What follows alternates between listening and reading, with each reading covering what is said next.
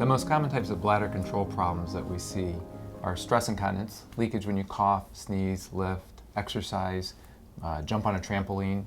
All of a sudden, all that force comes down and it'll cause you to leak.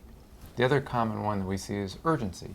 When you gotta go quick. You're rushing to the bathroom, you can't quite get there on time. You know where all the bathrooms are in the mall.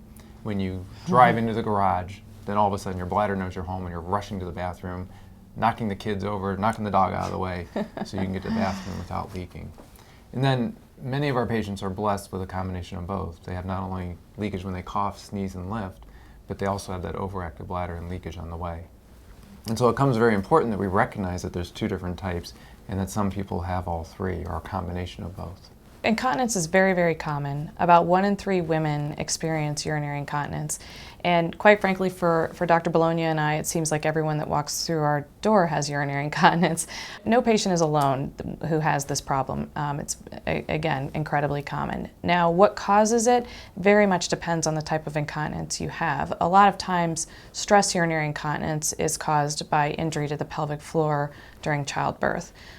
Urge incontinence tends to increase with increasing age. We don't always know why it happens or what the cause is, but certainly different things can aggravate it, such as drinking caffeinated beverages, infection, neurologic diseases like multiple sclerosis. So there are different causes, and it varies depending on the type of incontinence that you have.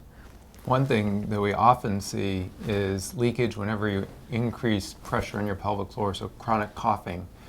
We'll see more leakage. Folks who do repetitive lifting may damage their pelvic floor. And constipation is another time that we'll see more urinary incontinence. And also weight gain. Obviously, a lot of Americans struggle with increasing weight, especially as we get older, our metabolism slows. And that increased intra-abdominal pressure that accompanies weight gain can also lend itself to worsening urinary incontinence. There have been some interesting studies showing that as you decrease your weight, your overactive bladder symptoms will actually improve, that urinary frequency and urgency. The thing I struggle with is a lot of patients want to lose weight, but every time they go to the gym, they leak. So we really want to try to get them as dry as we can so they can go to the gym and exercise and do the things that they want to do.